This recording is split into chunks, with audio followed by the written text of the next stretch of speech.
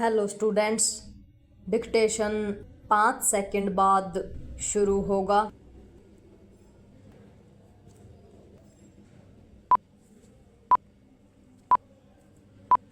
Start.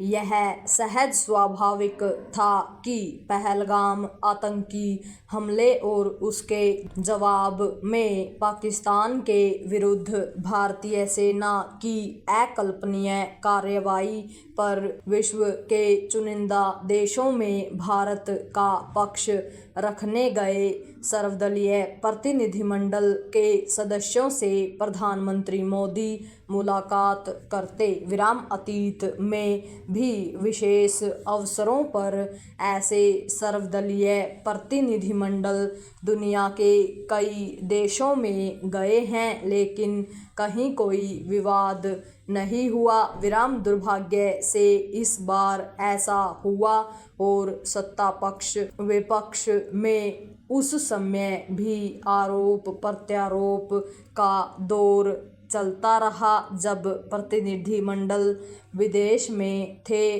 Congress के कुछ नेताओं ने तो प्रतिनिधिमंडल में शामिल अपने दल के सांसदों के खिलाफ ही अभियान छेड़ दिया। इसकी भी अनदेखी नहीं की जा सकती कि तृणमूल कांग्रेस ने किस तरह अपने एक सांसद को सर्वदलीय प्रतिनिधिमंडल में शामिल होने से रोक दिया और विदेश गए एक भाजपा सांसद घरेलू राजनीति पर निगाह रखे रहे और राजनीतिक विरोधियों को जवाब देने में लगे रहे।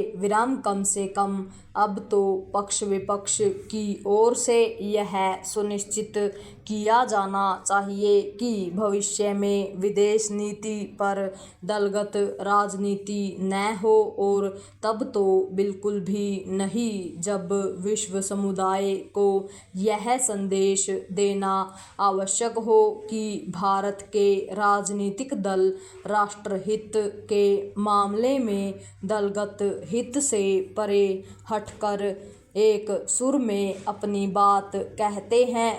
अपने यहाँ तो यह मान्यता रही है कि विदेश नीति सत्ताधारी दल की नहीं, देश की होती है।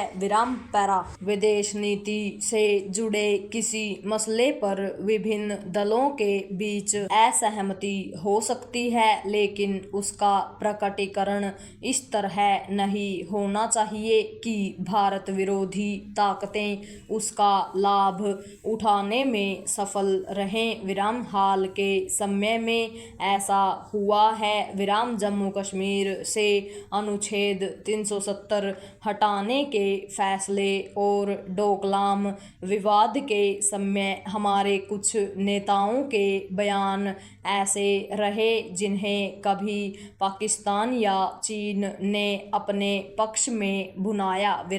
सच तो यह है कि रक्षा सुरक्षा और विदेश नीति के साथ राष्ट्रीय हित के अन्य महत्वपूर्ण मुद्दों पर सत्ता पक्ष और विपक्ष के बीच इस पर आम सहमति कायम होनी चाहिए कि उन पर राजनीतिक वर्ग की साझा नीति क्या हो।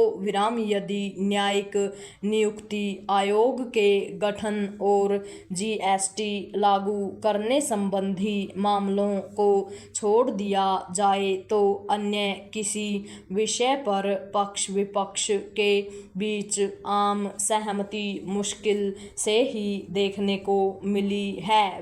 इन दिनों भ्रष्टाचार के गंभीर आरोपों से घिरे उच्च न्यायालय के न्यायाधीश यशवंत वर्मा के खिलाफ महाभियोग प्रस्ताव लाने की पहल आगे बढ़ाई जा रही है।